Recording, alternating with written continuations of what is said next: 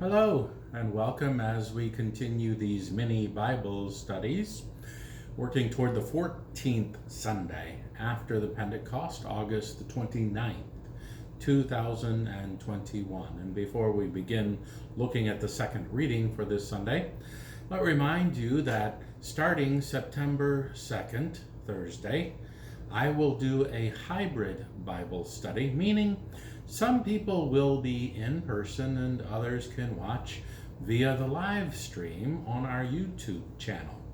It will be live on Thursday mornings at 10 a.m.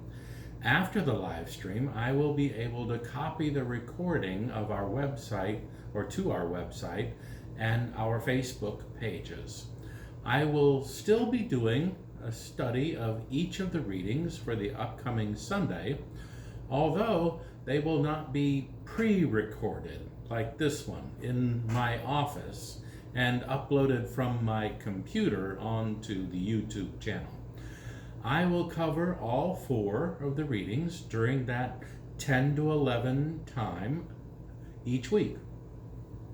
So this week will be the last week of individual pre-recorded mini studies. I invite you to watch this week as normal, and then join me, if you can, on Thursday at 10 a.m., beginning on September the 2nd. Otherwise, you will be able to watch a recorded version after Thursdays, 11 a.m. each week. So let us look at Sunday's second reading, James 1, 17 through 27. The letter of James was intended to provide first century Christians with instruction in godly behavior.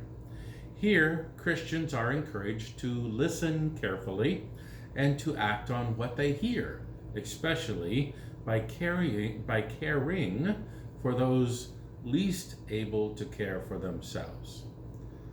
From the letter, every generous act of giving with every perfect gift is from above, coming down from the Father of lights, with whom there is no variation or shadow due to change. In the fulfillment of his own purpose, he gave us birth by the word of truth, so that we would become a kind of first fruits of his creatures. You must understand this, my beloved.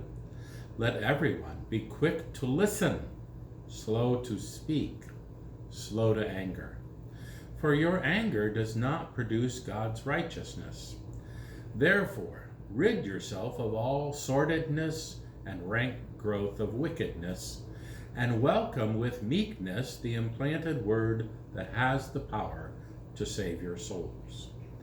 Be doers of the word, and not merely hearers who deceive themselves. For if any are hearers of the word and not doers, they are like those who look at themselves in a mirror. For they look at themselves and on going away immediately forget what they were like. But those who look into the perfect law, the law of liberty, and persevere, being not hearers who forget, but doers who act, they will be blessed in their doing.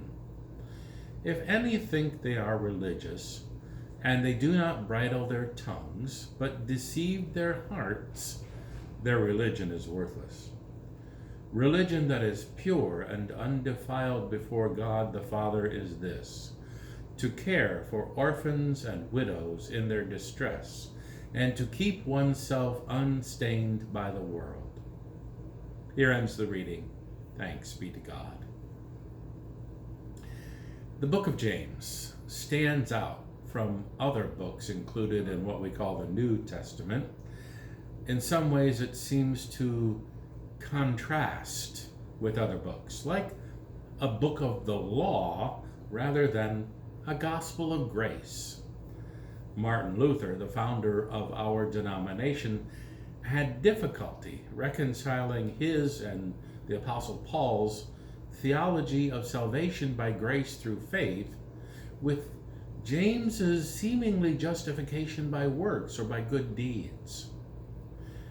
I think it's important to remember that James was the leader of the Christians in Jerusalem which we could reasonably guess the majority were converts from Judaism. That means they were raised to believe that correct conduct according to the law was how one related to God in society. Grace and faith were not foreign concepts to them. However, the emphasis for them would have been on correct conduct, what we have been calling orthopraxy during this week's studies. Perhaps like Paul's letters, James is responding to questions and concerns raised by the Jerusalem congregation, especially because they were likely excommunicated from the temple and eventually were persecuted in everyday life. At one point, Paul is even raising money to help support the Christians in Jerusalem who were struggling, likely because they lost their jobs and incomes as they converted from Judaism to Christianity in a city that is the center of Judaism. In the verses leading up to today's reading, James is encouraging the brothers and sisters to stand firm in their new faith despite the persecutions that they are suffering. In today's reading, standing firm in their faith is described by James in how they live.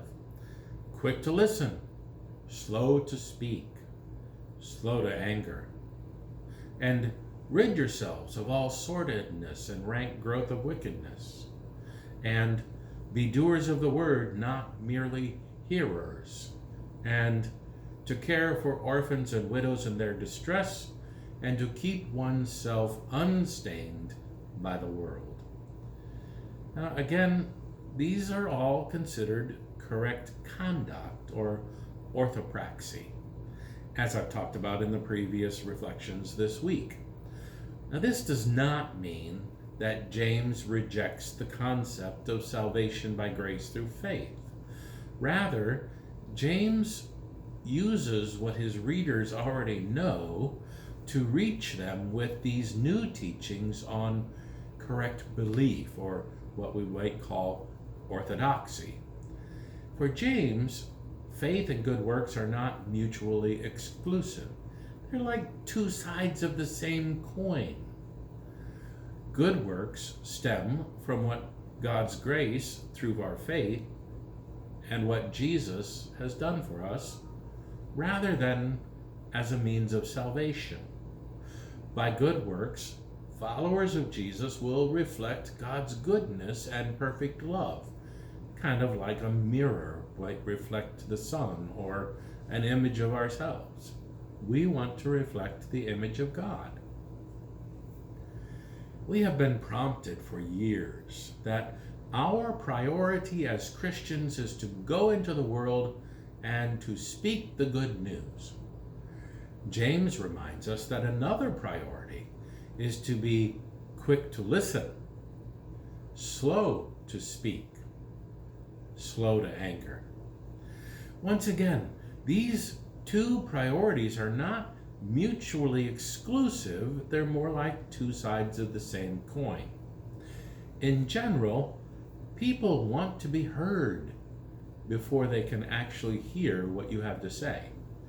Perhaps James is telling us to listen to what potential converts are saying before we can respond appropriately to their needs. We have to know what they're talking about, what they think, what they believe. I know personally, I have a hard time being lectured by someone who does not even know me. Although someone who is willing to have a conversation with me, I think is putting forth the effort to get to know me first.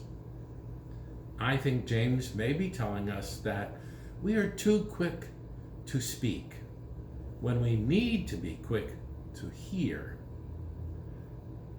Because not hearing enough leads us inevitably to speech that is unproductive.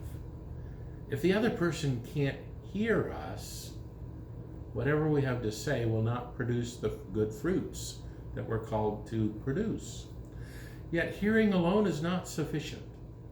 We must also do, because failing to act is evidence of a fundamental failure to function as God's first fruits in the world. Perhaps if we as Christians were to follow James' teachings, along with what we already know, we would do a lot less talking and a lot more listening. We would work to avoid anger and self-deception. We would measure our faith by our personal relationships, both in our habits of speech and our relationships with others in the community. Our primary expression of our religion would be in outreach to the poor and the neglected. By such attitudes and actions, James tells us, we fulfill a divine purpose and become the good fruits of all God's creatures.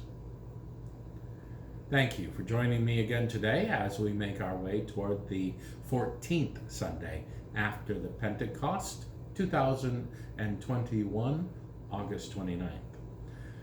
I hope you're having a great day, and remind you that if you want to leave a comment, a thought, a question, please do so in the comment section below this video. And a reminder again that starting on September 2nd, next week, we will be doing a live stream and in-person Bible study, a hybrid Bible study as the new words would teach us.